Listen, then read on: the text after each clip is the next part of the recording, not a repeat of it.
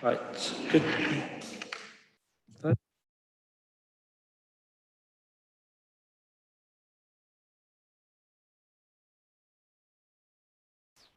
Okay, Chair, I can confirm you are live on YouTube. Thank you, Lauren.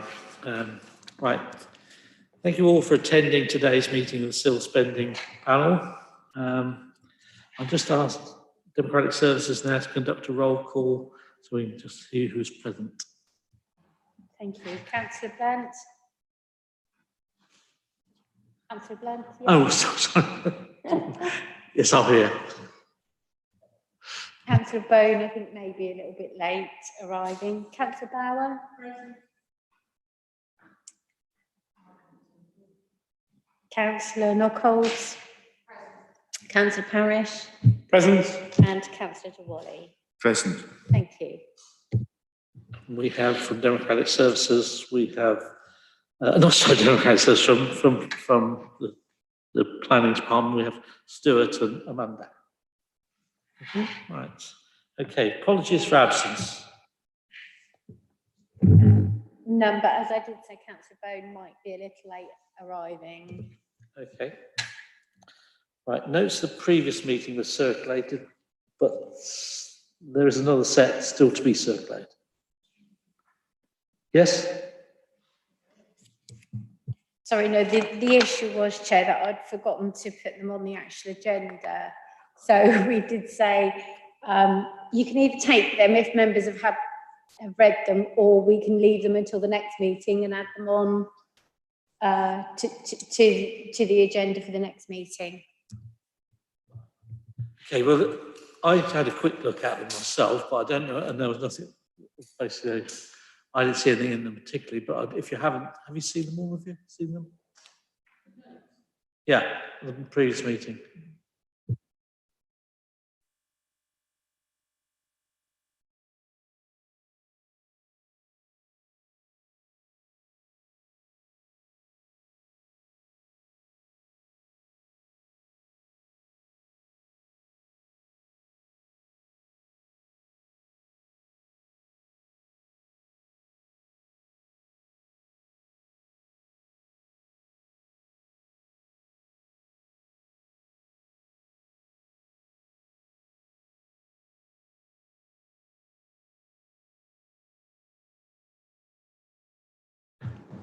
Can we bring that up later when we're talking about lessons learned? Oh, sorry. Yeah, we'll talk about that because actually that is part of the issue we have, timing. Yeah, we'll come to that. Okay.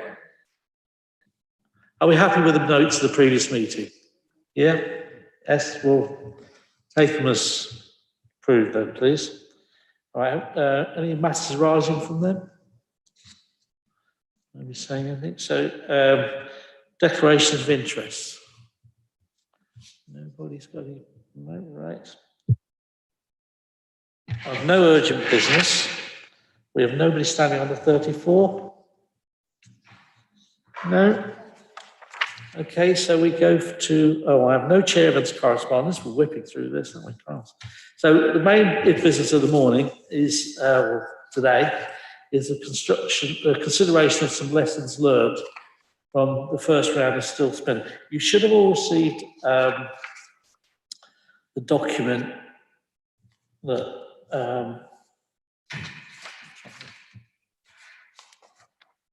which basically what I'd like to go through as consideration.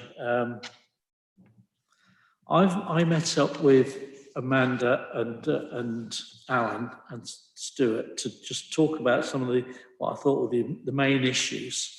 And out of that's come this document, mainly of what's shown in Appendix 1, really.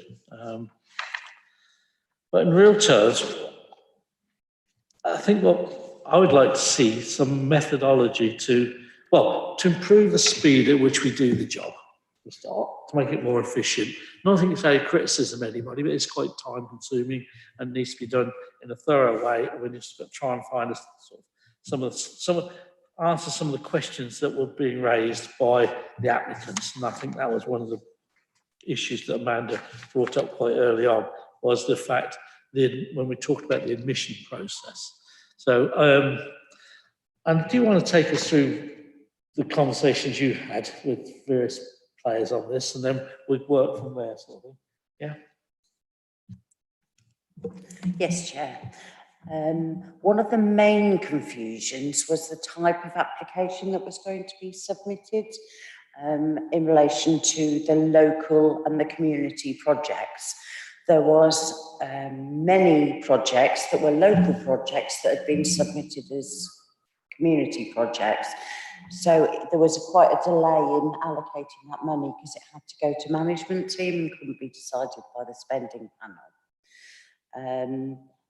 There was only one strategic project, so I think we need to sort of clarify the amount when they are applying. It's how much they want to apply for, not the cost of the project. But yeah, that was the main confusion from applicants. Yeah, I think if you remember when we did the actual review that last meeting, we actually changed some, didn't we? We changed some from strategic to community, from local to community, I think. And I just, in real terms, I'm thinking, do we need local and community? Really? Chairman, there was confusion at a parish council meeting I attended, and so I couldn't quite understand why we had two categories, really. Jerry. Sorry, Mike.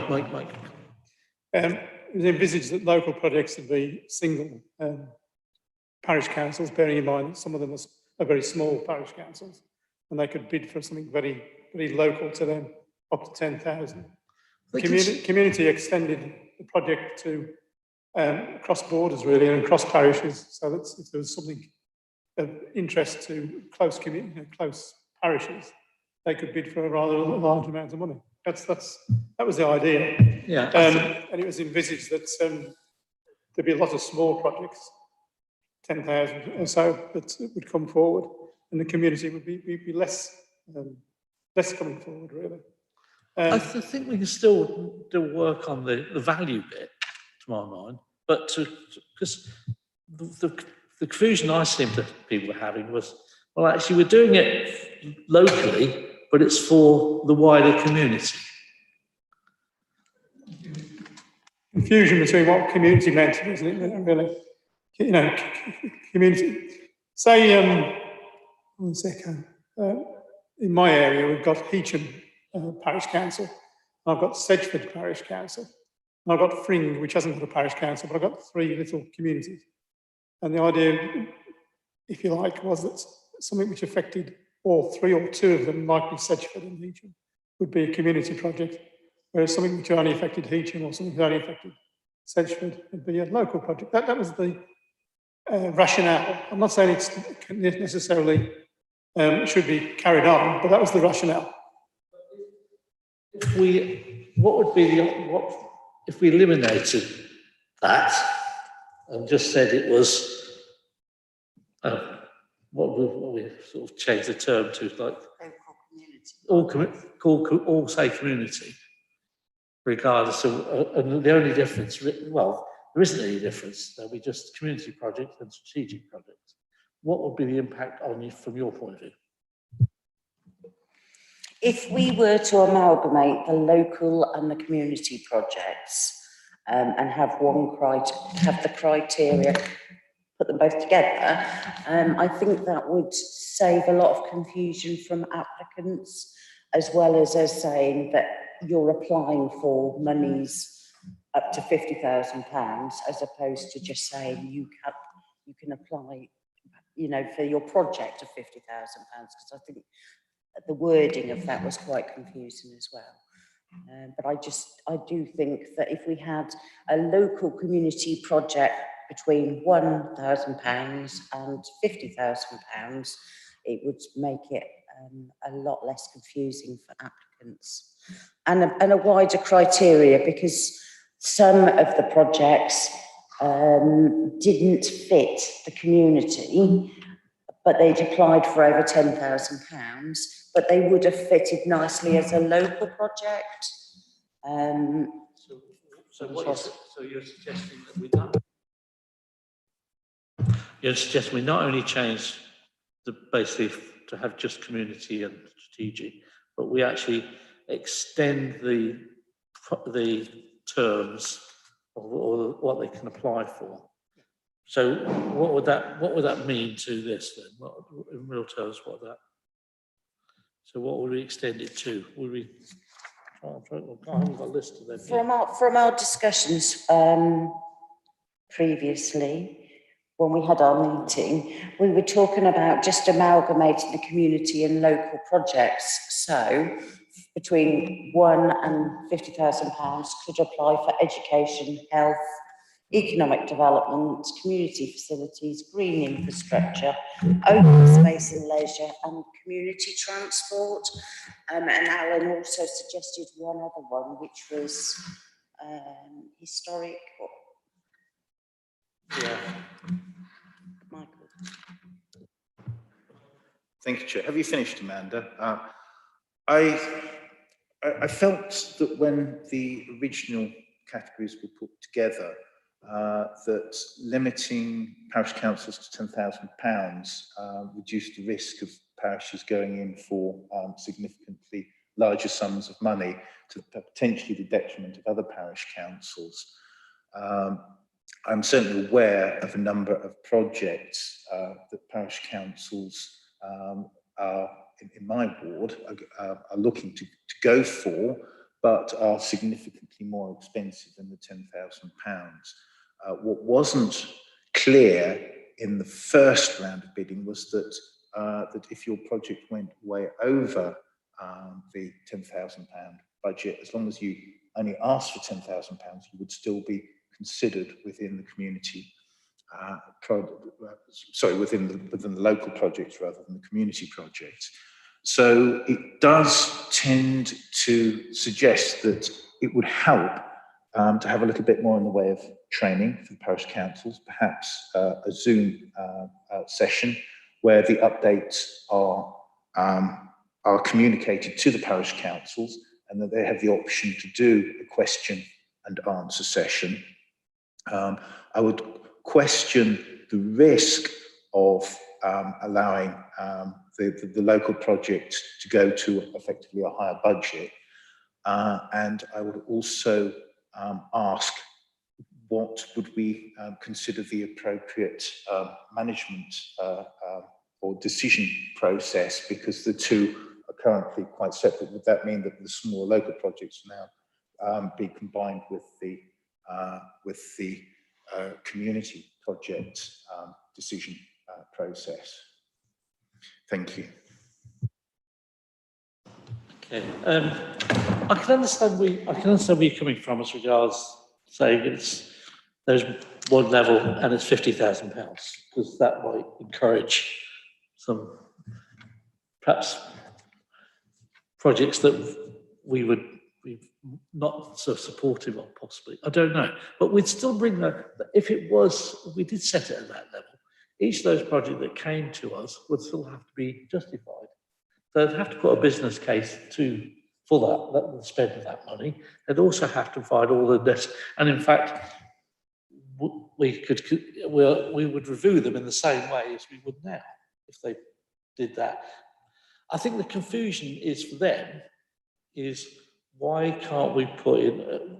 I think they were thinking, because it was the word community, it had to be wider than the village or the parish. And I'm not sure that there were, I can't remember, one or two that were very vague as regards, like a village hall, say. The village hall is used by the village, but it's also used by the wider community. But I'm trying to get rid of that ambiguity if possible by just saying it's community. But do we have to carry with it the £50,000? I don't know. I'm really, Terry first, or no, Elizabeth first, rather. Thank you. Councillor Diwali mentioned about Zoom meeting with parish councils, but are we just aiming at parish councils? If not, we could be Zooming all sorts of community groups. I mean, Wootton Park, North and South Wootton applied for some. Well, I mean, other villages must have community groups, village halls, playgrounds, play equipment, all that sort of thing. So it would be endless, wouldn't it? And not, and I don't know. We will be doing a parish updates quite soon, parish training type thing, won't we? And we had planned to give them a CIL update and that for the parishes. But in real terms, one of the tricks we miss with this in some ways is quality press release actually to support what this scheme could provide. And it is, and you're right, it's not just open to parish councils. Anybody, a community group, that maybe a village school or parents association or something like that, they can apply in the same way. So it's not criticism of the possible changes. It's just to note that the reason for the £10,000 was also to try and ensure there was a wide range of opportunities and a wide range of projects, because we saw still as a finite sum of money, and the bigger the chunks you take out of it, the fewer the projects. So that was another reason for having a smaller amount. Also, part of the, I feel like I'm on top of a mountain somewhere. Part of the criteria for judging the applications is whether match funding or some funding has been provided by councils. And it was assumed that if you had a project of around 10,000, some level of match funding, not entire match funding, but some level of it could be reached. But if you up it to up to 50,000, that's a harder scenario for councils to consider. But that's just observations, really. Why does mine echo more than yours? what are the rules as regards match funding within the scheme? We said that we would prefer match funding, and there was a scoring criteria. So the percentage of match funding would give them a higher score. In this round, we didn't allocate all of the CIL, so we didn't have to then go to the scoring criteria to judge one against the other. But that was, if we foresaw there was going to be more applications than CIL available, that was a way of judging, how they were going to be chosen. What we could consider, I don't know, this is for us to thrash around at this stage and put forward a recommendation, but what we could consider is, say, projects over 25,000 and under 50,000, we would expect match funding. No?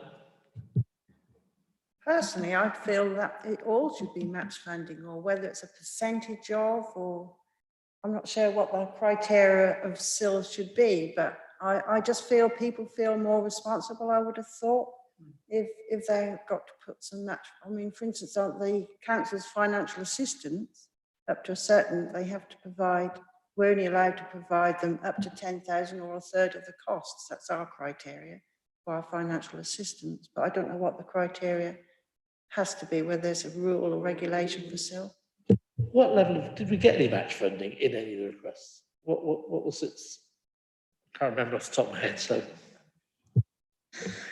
and from all the projects that were allocated, there was over £1 million worth of match funded. So about 95% of the projects did do match funding, even for the local projects. And it was something really, they were really. So we don't have to really worry about that in real terms. So it's not significant.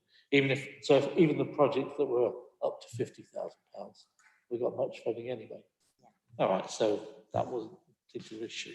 And Chair, some projects only applied for a percentage of their project cost from CIL, and they had match funding from other organisations as well.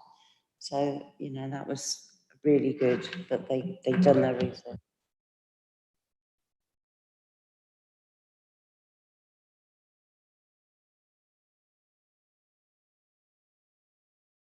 if we eliminated the local and just went to community projects up to 50,000, that would simplify the process from your point of view, and you think from the applicant's point of view. Yes, it would, Chair.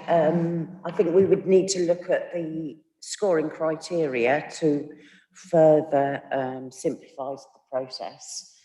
Because obviously for the local and community, there was two separate types of scoring criteria for those as well.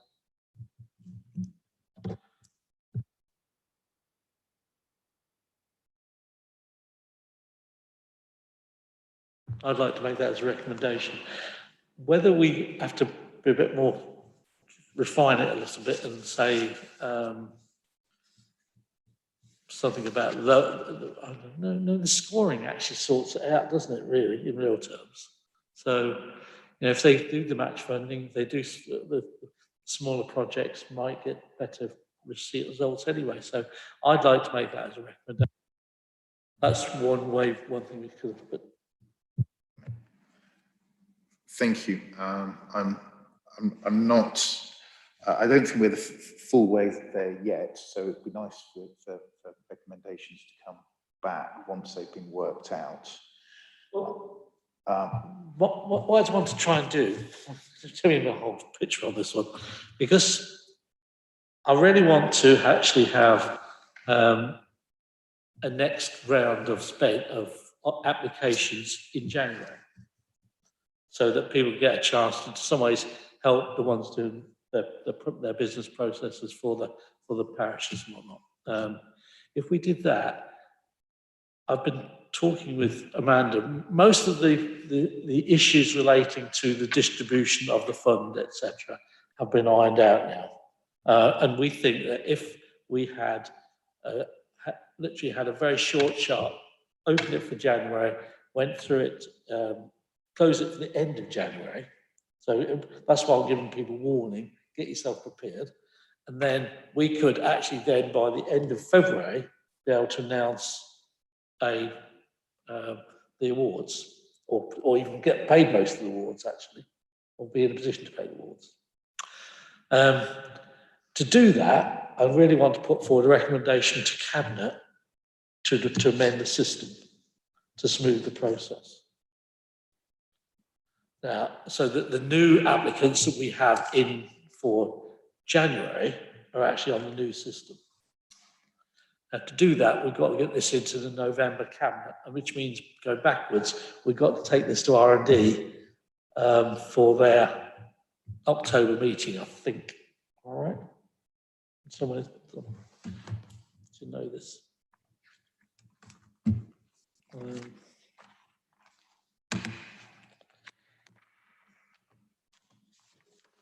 If we go to November Cabinet, which is on the 16th of November, we really need to go to the 19th of October's R&D meeting, which means we've got to get a paper to them 2 weeks prior to that.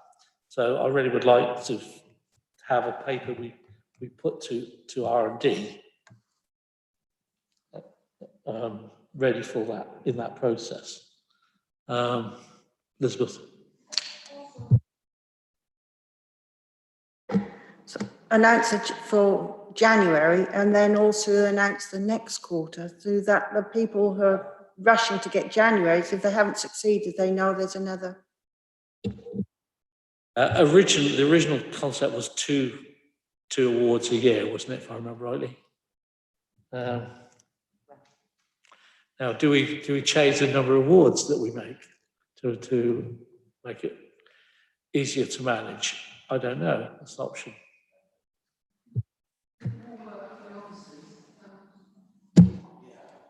Yes.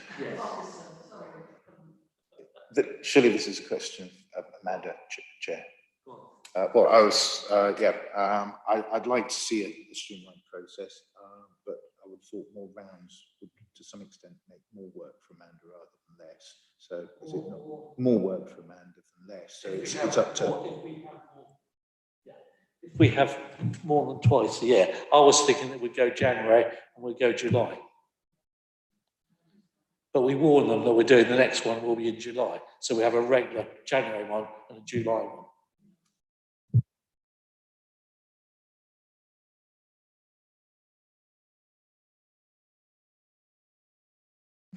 My assistant, I've got an I've got a clerk who does assist with administration, but she's fully employed in the administration of the collection of CIL, not the distribution. Yeah, I mean, there is an admin assistant there. We are obviously looking at resources at the moment. I mean, Amanda's gone through a lean review, which will be reporting pretty soon. So we are looking at that issue. But yeah, an extra round would have, you're right, it would have fairly significant time implications for officers. We are confident that we could do a January one and a July one. Yeah. Which I think if we give the parishes that early warning, that's what we're going to do. And actually do it and create, what I want to do is actually not only that, say that we will receive them in July, in January, process them through, we'll have a spending panel review meeting in early February and make the awards soon after. Because I think we've sorted out all the other issues that stop that happening as it for the next one. So, and if we did that, I think if we did that, that'd help parish councils by February. They'll know before they do their preset. That would give them an idea what they need to do to go forward with. Remember, they can't use this for a precept anyway, but they do have to. They can do them. They can provide their match funding out of their precept. Yeah. Yes, it was just really some observations of the process in general that I found that a number of parish councils for the first round of awards were a little bit intimidated by the process to the extent that some failed to put in bids that they'd intended to put in. So it's nice that there's a good opportunity this time round for them to catch the application period. And I spend a lot of time explaining to parish councils the process, and I will continue to do that. And I hope that we can encourage councillors to do the same.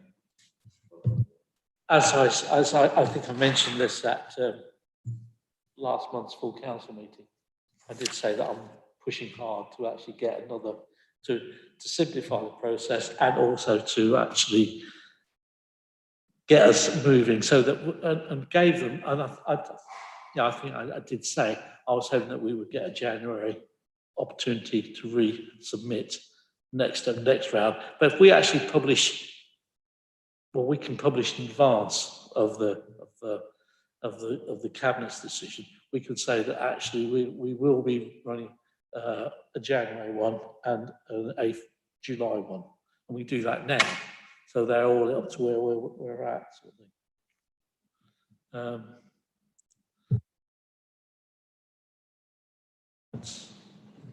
Just one small comment, really.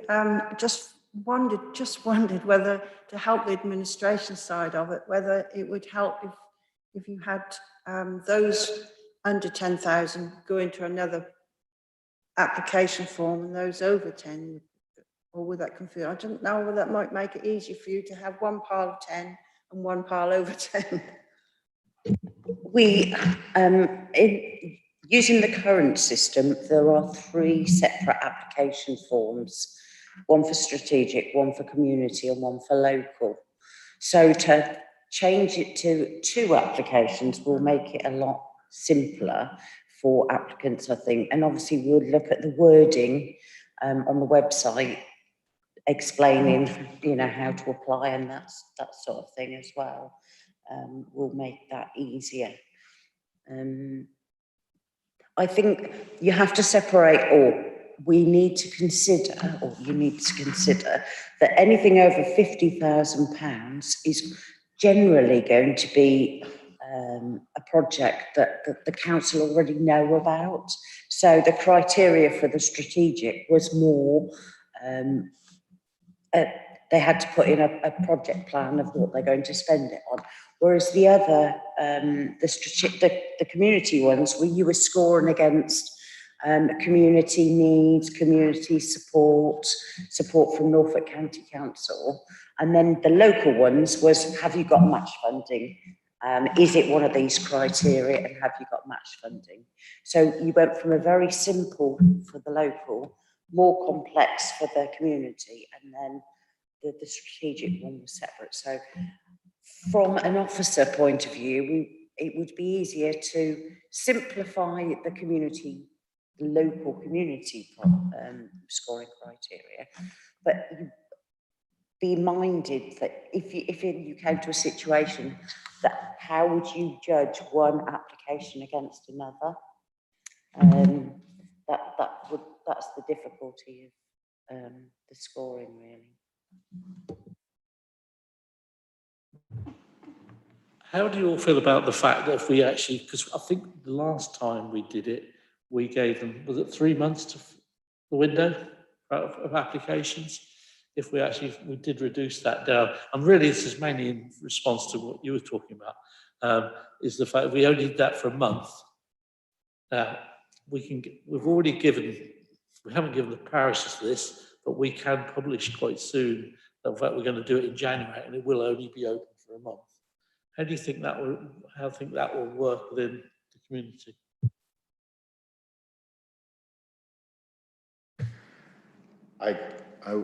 Thank you, Chair. I gave parish councils a huge amount of advanced warning, having been on the task group in the first place, and they still struggled to get their projects together. 1 month for parish council is a very short period of time. It's effectively one meeting, and it's very difficult for them to agree on projects in that short period of time. So they would need advance warning of the windows for the application. They would have to be sort of pretty much set in stone and known. I agree. We my own parish councils, well, both or three of them, actually would want at least 3 months. But they actually, if we actually said to them that actually, like now, actually, or very soon, we issue the instructions that they will be open for business sort of thing on January the 1st for 1 month. Please get your forms.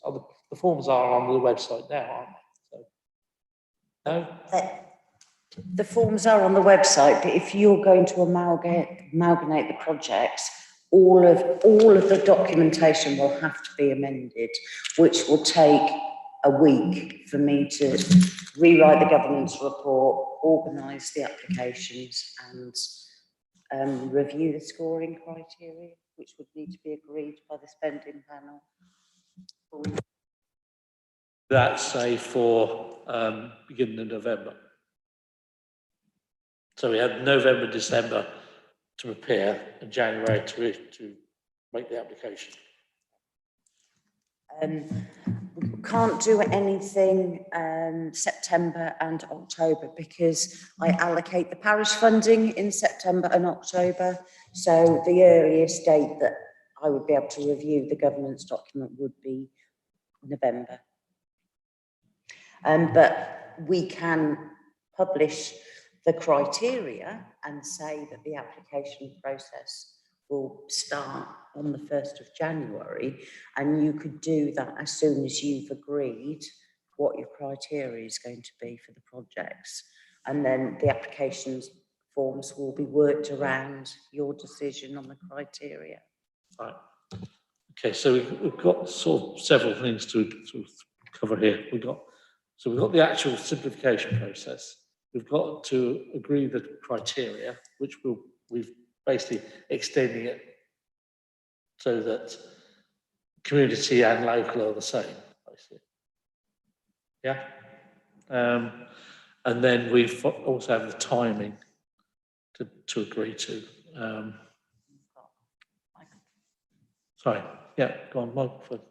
Well, we keep talking about parish councils and other bodies, but we're not asking them to look for new projects, surely, are we? We're more or less saying, I mean, the parish councils, for instance, and the Woodton Parks I attend, they're always talking about, oh, this need doing and that need doing, but they haven't got enough funding. So in other words, they are ready to put in an application. We're not asking them to look for something new, are we? I wouldn't have thought. No. Most of the time you actually get parishes will have got something in mind what they're going to do.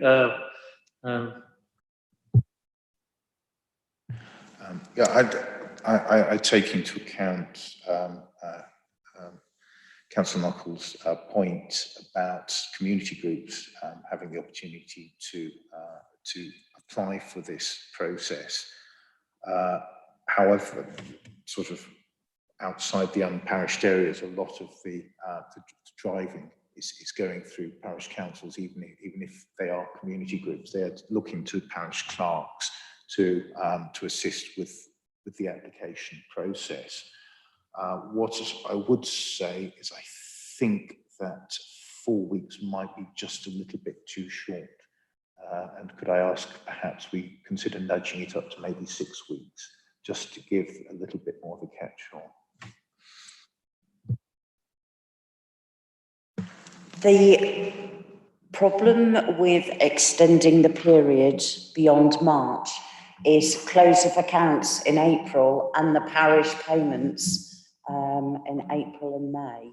So, you know, we're looking, if you close the application process at the end and we allocate the money at the end of March, that is unspent CIL money from the previous application period.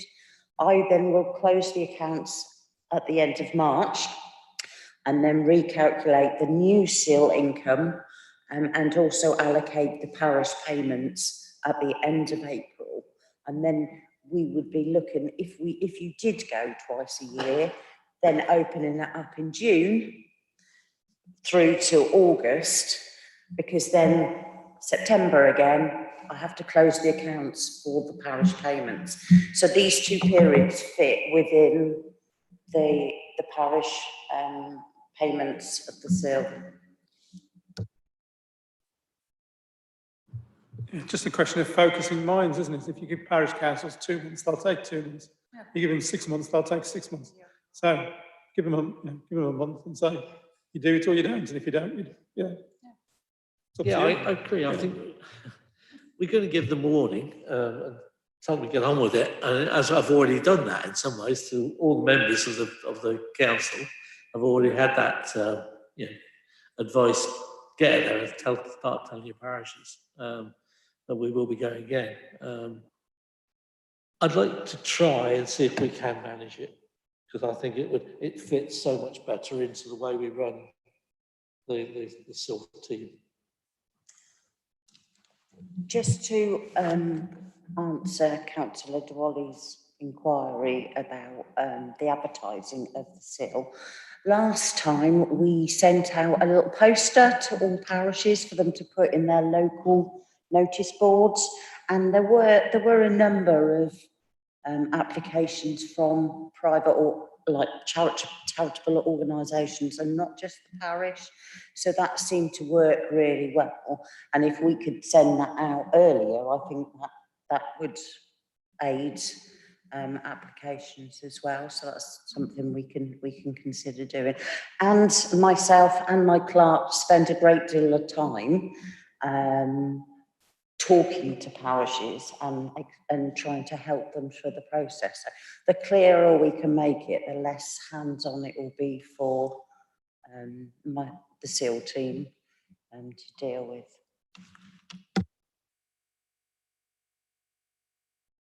I'm not sitting in a very good position, my apologies. It does beg the question, what can be done for the unparished areas, King's Lynn particularly, to make sure that that the community groups know of this and are in a position to be able to apply? The unparished areas of King's Lynn, there's a community group, I believe, that There are some.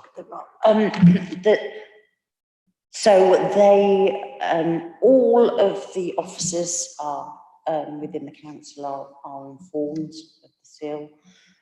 It did go, it was advertised in the local press to say that there were applications available. And, you know, we can put posters in the local library in Kings Lynn, you know, the local libraries in Kings Lynn. And also it is on our website. So the details will be published on the website as well. And we did find that a lot of officers within the council were attributed to a private organisation, and they did pass that information on to, you know, other organisations. We did have a couple of projects for Kings Lynn as well, so that was really good. There was a broad spectrum of applications from all over the borough. It wasn't just areas that have received CIL previously.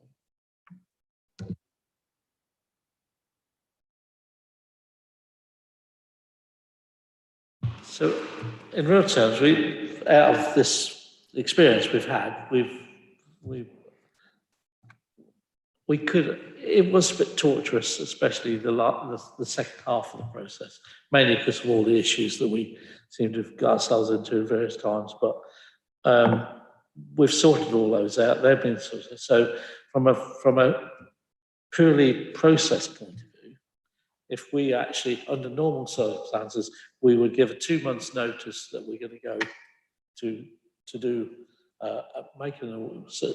that we're open for applications. We have 1 month of openness for the applications. We'll have 1 month of processing. Then we'll come into the decision making by the panel, so that by the end of that next month, we'll be in the position to actually make the award.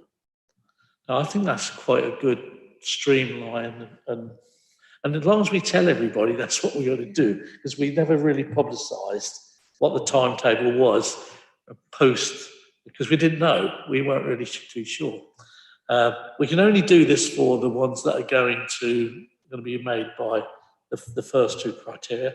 The third one, the strategic ones, will still have to stand as per the cabinet schedules. So, and that, I think that there is actually there's still one outstanding to do, isn't there, with cabinet at the moment. So, so how do we all think about including that in our paper that we put forward to cabinet? So we've got a combination of the local and the community. We've got extending the criteria. We've got a revised timetable, which we'll put in detail. That will really start from, under normal circumstances, there'll be 2 months notice to the application, followed by the whole process beyond that. And what I'll put in as a fourth comment, we will improve the communications to not just parishes, but to other outside bodies, and especially to unparished areas.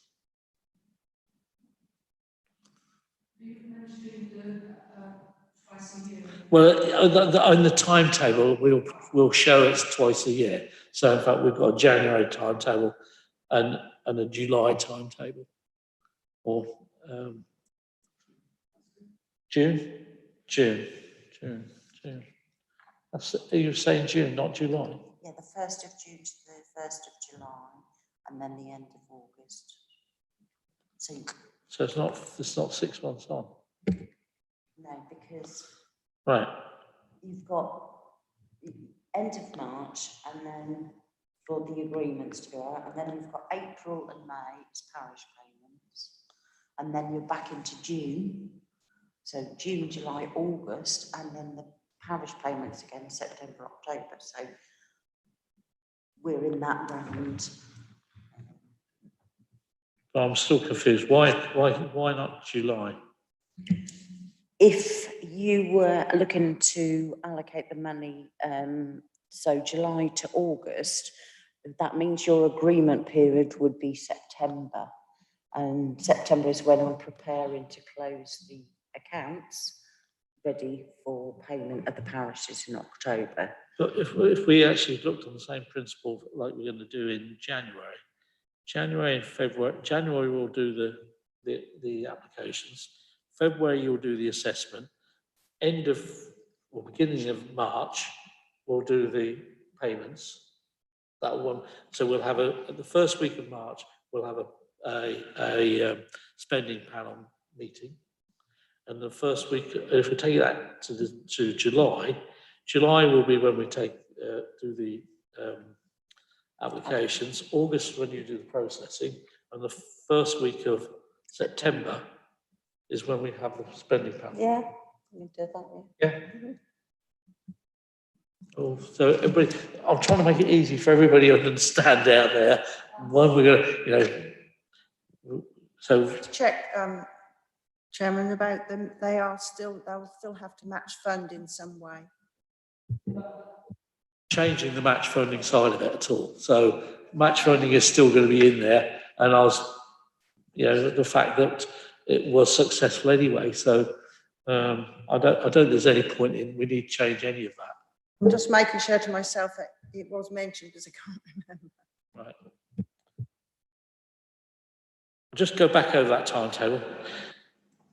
We'll do it 2 months prior to so let's go back. So it's be in November. We'll advise people to start looking, or we've already done that. But we actually do the applications be for 1 month in January or 1 month in July. We'll then do the processing in the February and in August, and then we need to arrange democratic services, please. That we have a spending panel meeting in the first week of March and in the first week of September. Yep, are you all feeling happy with that? Right, okay, and then the other thing we'll talk about communications, can't we, and how we can do some work on that. So we're all in agreement with that. Chair, can I just ask about the scoring criteria? Because between the local and the community projects, there's 2 different sets of scoring criteria. So I did find as an officer scoring the community projects quite complicated because I had to check the local plan, look at development, neighbourhood plans, application history, and community support and that sort of thing. So could I suggest that the scoring criteria is simplified to match what was just the local projects, where they just say about match funding, whether they might meet the criteria, or whether you do actually need more complex scoring if you're going to accept projects with a higher amount.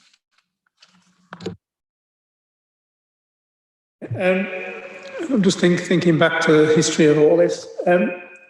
The reason why there's more complex scoring on the current community projects is that it was considered that more of this CIL allocation, this is what we're talking about now, would go to those areas most affected by development, which created the CIL fund in the first place. So that those communities suffering, in brackets, from development processes would receive some monies from this CIL fund. Those communities which didn't have development wouldn't be cut out of the process, but the criteria would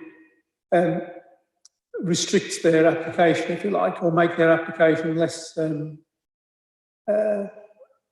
likely to proceed. I mean, that was the idea. That's why Amanda was having to look at local plan and so on, presumably.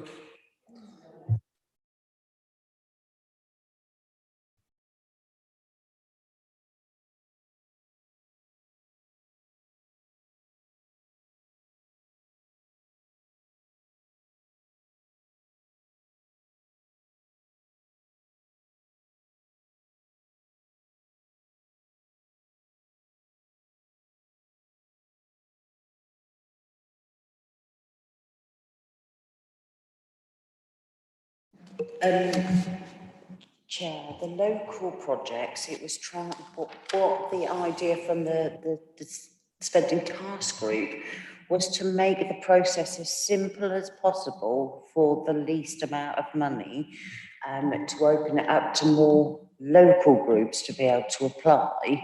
And that's why there was less scoring and criteria for the local projects, because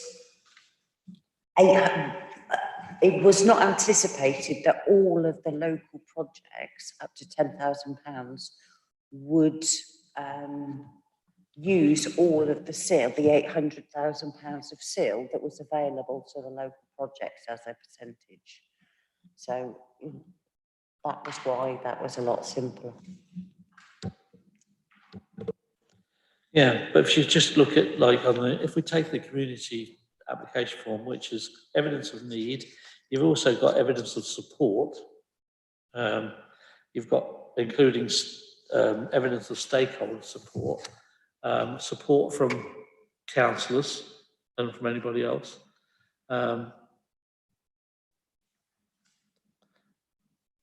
And basically, that was match funding, basically, the next one, isn't it? Match funding. Yeah. And then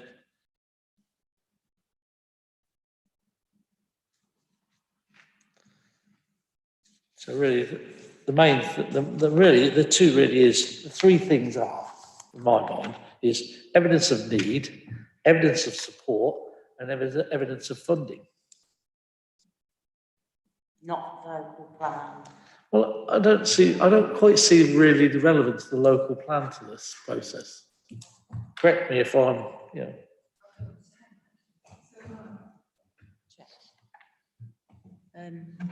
Just as a bit of background for CIL, the CIL fund was introduced to support development under the local plan, and that's why the local plan criteria was in place. CIL is used to support infrastructure in relation to new developments, and when it was first set up, it was linked directly to the local plan. Although there is nothing specific in the regulations that say it has to be linked to the local plan. So that's why authorities are given the opportunity to spend that money on any infrastructure that they would like within their borough. But remember, if it's in a if it's happened in a parish that gets CIL money, they'll get that money anyway. Do things. They already get 15% minimum, and they could get 25%. We know, like the Wootons have paid out really lots of their projects in the area. So I still go back. I would actually I'll put again the recommendation that we convert the thing into evidence of the score is based on evidence of need, evidence of support, and evidence of funding. Anybody have those thoughts on that? I agree, because if you've got new housing development, you're possibly going to say we need a much improved footpath, for instance, across a field, which I know one ward had, or new playground equipment in the village hall field. All that sort of thing is probably due because new housing and a larger population. So I think everything can. Often things like playground equipment, etc., is often applied is available within the planning application anyway.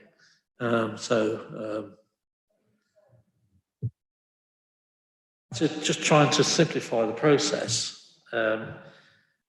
If we just took on those three criteria across across the new community one, that will simplify it from your point of view and from the applicant's point of view. How do you all feel about that? Yeah, the need that you've put down as the first criteria could presumably be explained by the applicant as the heavy development that's going on in the area.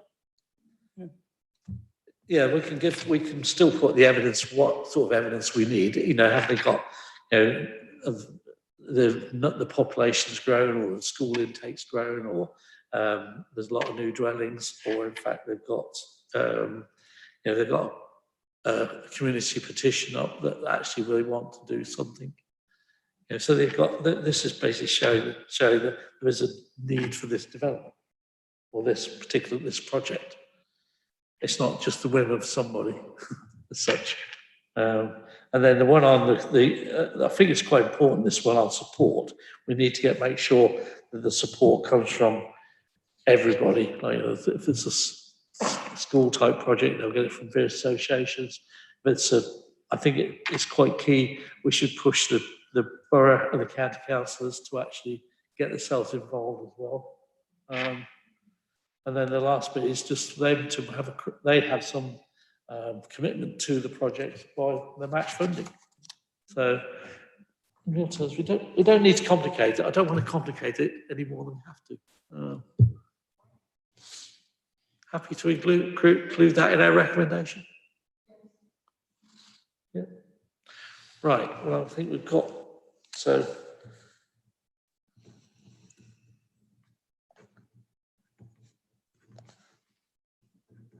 Right. Well, she got to. Anything else?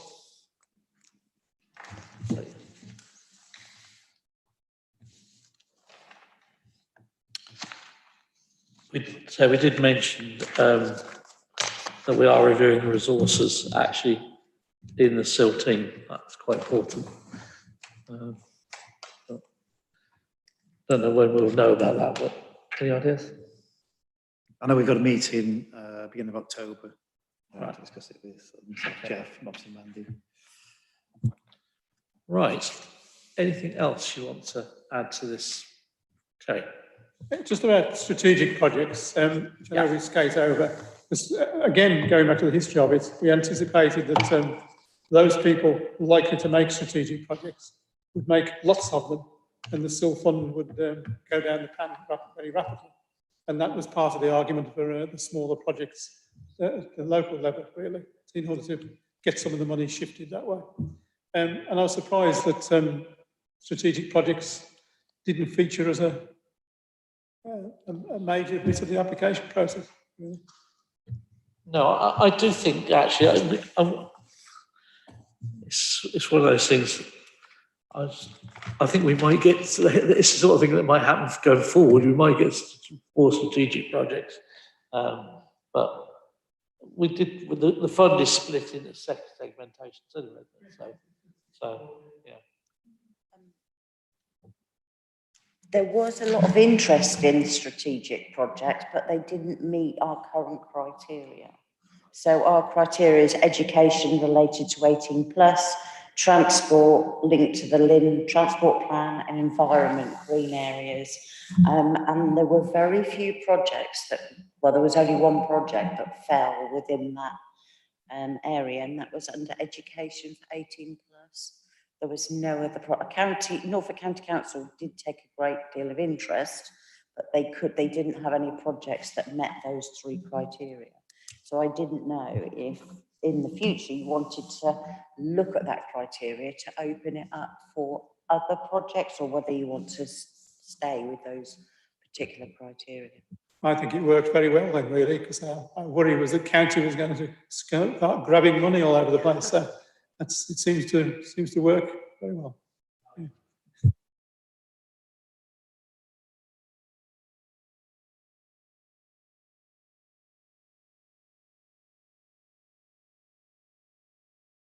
I just looked on the website, so I can't remember whether we're allowed to give a spending to a church. Yeah. Or right. So all religions are covered. Only I've had a phone call from North Runcton Church. They wanted to put some interpretation panels, and have we got any money? I said, well, what about the CIL money? So that he would be okay in applying.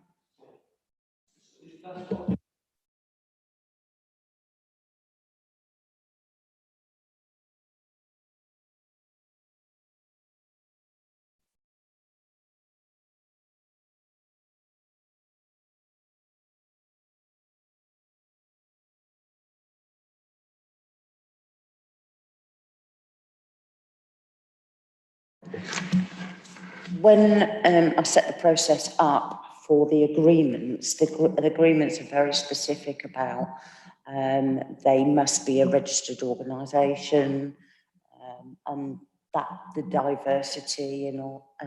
So all the CIL funding that's going to be allocated is very tied down and very specific within the agreement. And I think that's why there was such a delay in the agreement getting organised. But now that's in place, it can be used in perpetuity. So yeah, it's very in-depth, the agreement. I can send it to you if you would like to have a look at them.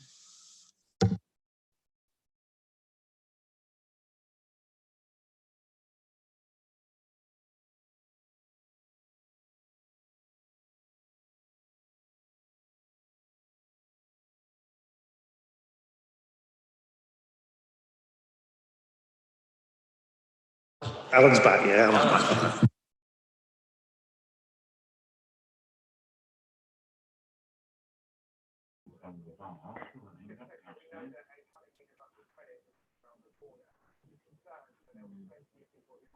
Sorry to interrupt the meeting. I can't hear anything my end. Sorry, the date of next meeting, sorry about that, would be, I would suggest is going to be the one in February then.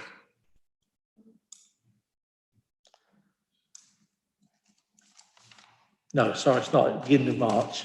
Beginning of March, sorry. Yeah. Did you want to have a pre-one to review some of the applications that are coming, or am I going to drip feed the applications to the spending? Well, how do you feel about that? We could have a meeting in January then, towards the end of January, just to start looking at them. That would perhaps help, actually. Yeah. So can we set up a meeting sometime towards the back end of January? So we've got the first couple of weeks, possibly applications to review. Right. Okay.